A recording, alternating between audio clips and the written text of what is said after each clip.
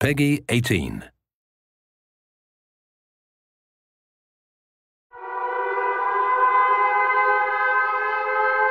Resistance 3 is all about heroic survival in a brutal world.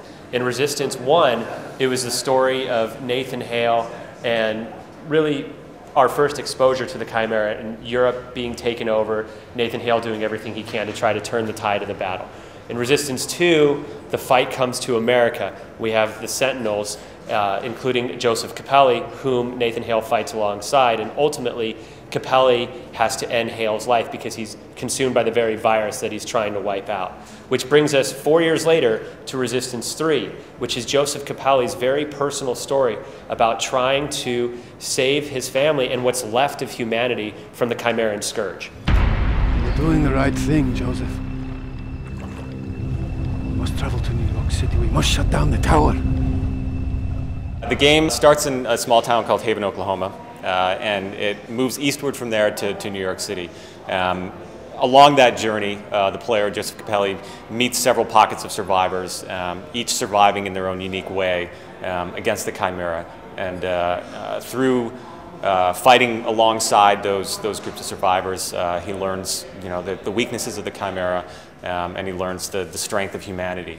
In the end, that's really what saves the world.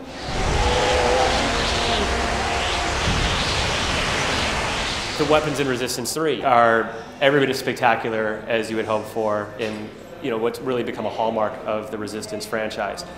We talked about one new weapon so far, but obviously there's going to be more. The new weapon that you may have heard about is the Mutator, which basically, when you shoot it out, it's this like biotoxin that creates these cysts all over the Chimera, and they puff up until they explode. When you upgrade it, the Chimera will actually go berserk, and they will attack other Chimera, so it's a very useful weapon. Of course, we have a lot of returning weapons to Resistance 3, very popular ones like the Marksman, the Magnum.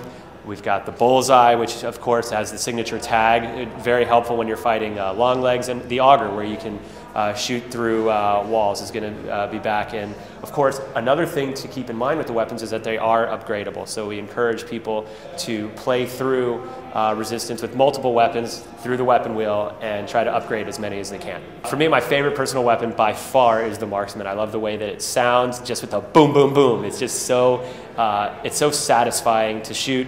The secondary fire is really cool. You shoot out like a beacon, and it's like this turret that'll shoot off rounds. It's very effective. So the Marksman, hands down.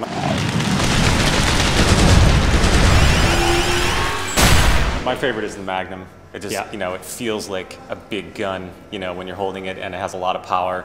Obviously close range, but it's very potent, especially when it's upgraded. See, I'd love to see Clint Eastwood have the Magnum. That would be fantastic.